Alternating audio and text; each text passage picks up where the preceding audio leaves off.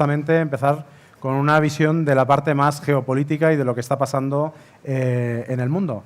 Y en este sentido, pues con quien nos vamos a dejar es con Pablo Zalba. Pablo Zalba es socio de Deloitte, es el socio responsable de Regulatorio y Public Affairs, y creo que nos va a dar una buena visión de cómo tenemos el mundo. Muchas gracias. Muchas gracias, David. Lo primero, agradecer a mi colega y amiga Rocío y todo su equipo la invitación y la implicación en este foro, y a Jorge, viejo amigo, pues también, oye, la realización de este informe. Yo voy a tratar de dar una visión del contexto geopolítico actual, cuáles son las implicaciones económicas y cuáles son las implicaciones respecto al sector turístico, qué papel puede jugar el sector turismo en este contexto, y también voy a centrar unos minutos en la respuesta europea a la actual coyuntura, que yo creo que no hemos podido elegir mejor momento desde el punto de vista de los acontecimientos que estamos viviendo. Es importante brevemente recordar de dónde venimos. Venimos de un mundo hiperglobalizado, que esa hiperglobalización trajo numerosos beneficios.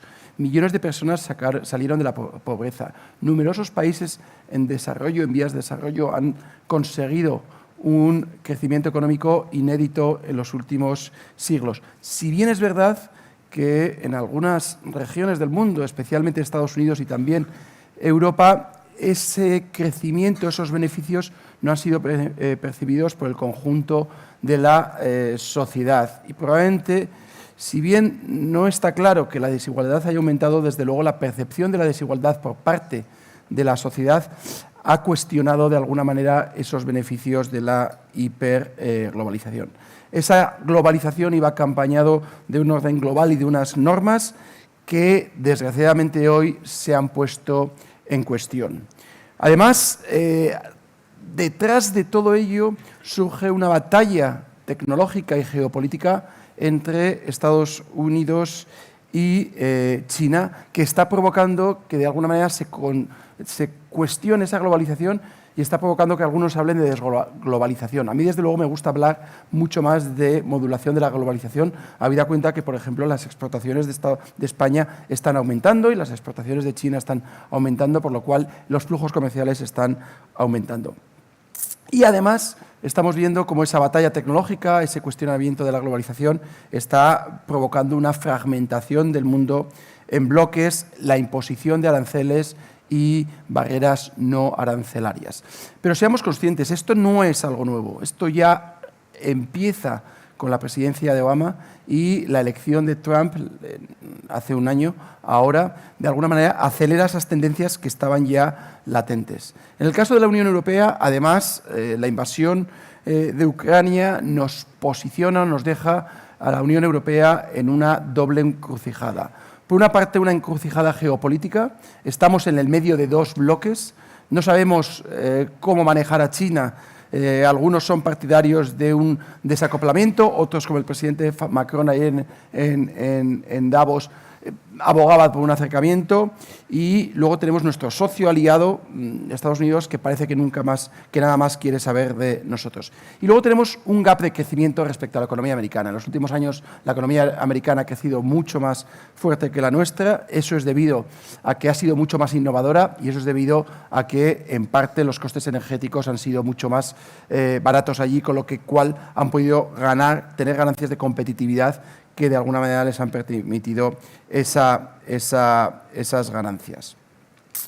Y estos ajustes tienen un impacto directo sobre los mercados y de manera muy visible sobre el sector servicios, especialmente en aquellas actividades intensivas en movilidad, conectividad y flujos transfronterizos. El turismo, por su propia naturaleza, lo saben ustedes mejor que yo, refleja con rapidez los efectos de esta incertidumbre global.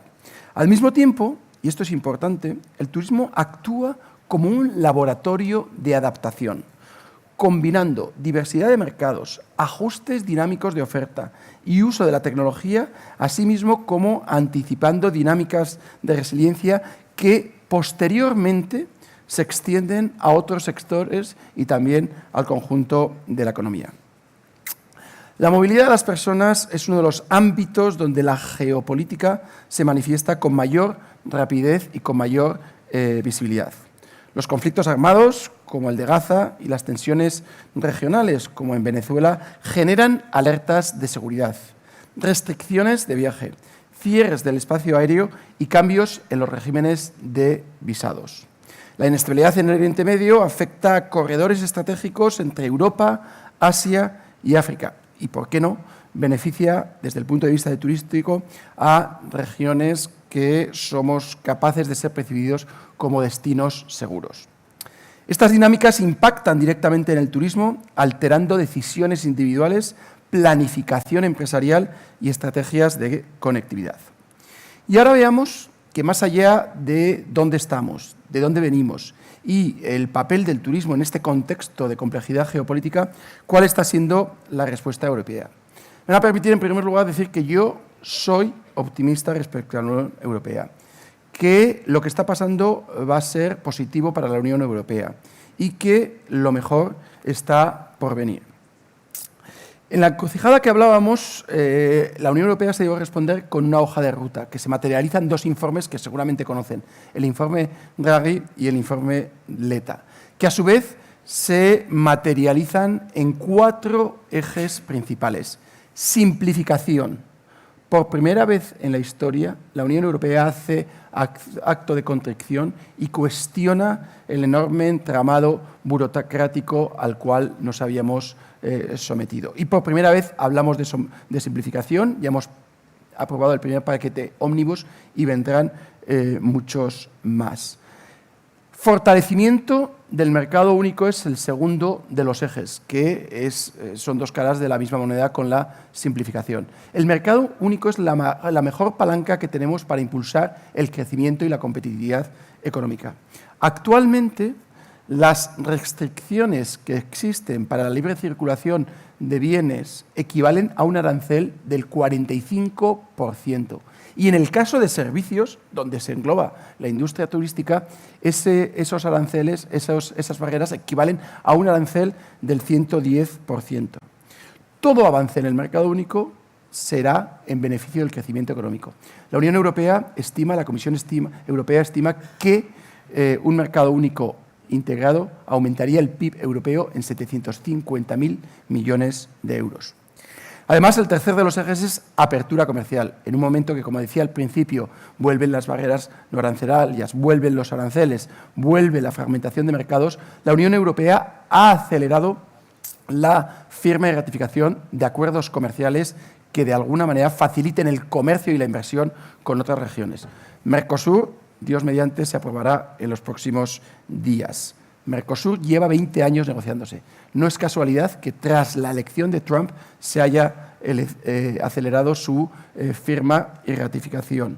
India se va a finalizar las negociaciones este mes de enero. India es una de las economías más dinámicas, si no la más dinámica, y son más de 1.200 millones de ciudadanos.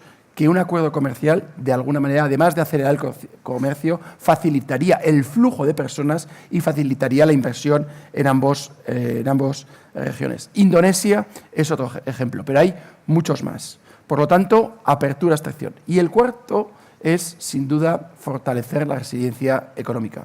En un contexto en el que nuestros socios, Estados Unidos o China, no son fiables, tenemos que tener cadenas de suministro resilientes que de alguna manera reduzcan la interdependencia con otras regiones del mundo.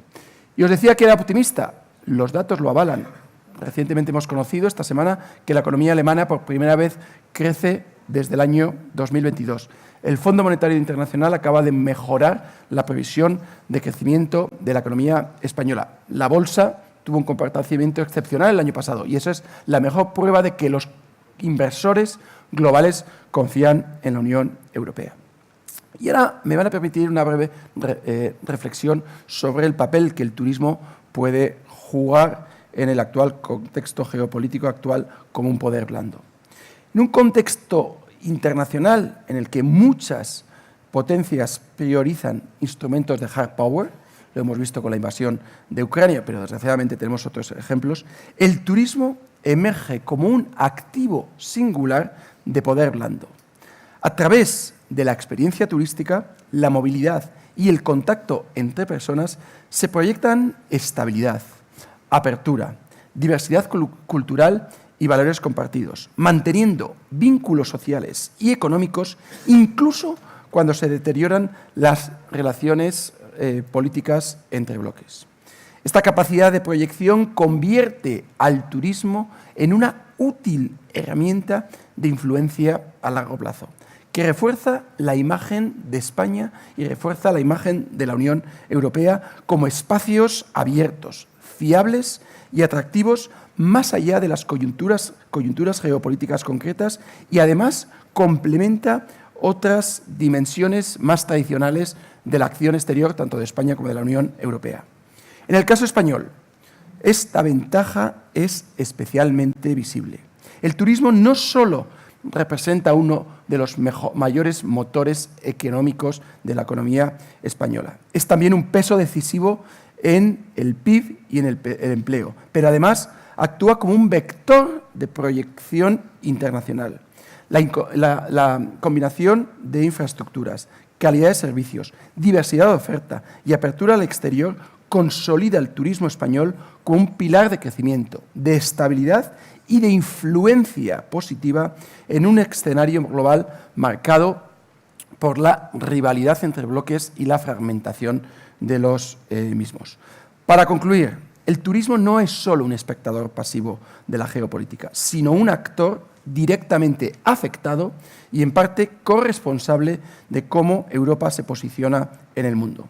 En este contexto, cabe preguntarse si el sector turístico está preparado para operar en un entorno internacional menos estable, más fragmentado y con mayores costes geopolíticos. ¿Estamos incorporando en nuestros análisis de riesgo, en nuestros análisis de inversión, ese riesgo geopolítico?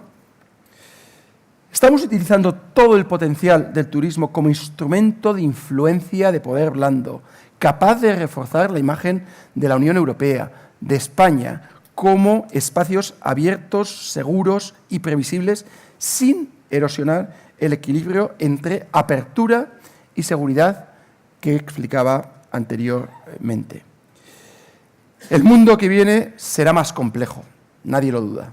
La pregunta no es si el turismo se verá afectado por la política, sino si sabrá anticiparse, adaptarse y contribuir a una Europa más fuerte, una Europa más integrada y una Europa más influyente en el difícil contexto geopolítico que nos encontramos.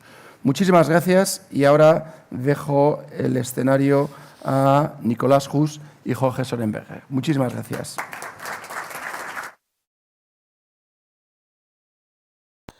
TravelThink is a non-profit initiative launched and managed by Dr. Javier González Soria in 2006, focused on new trends, innovation and startups in the travel tech space.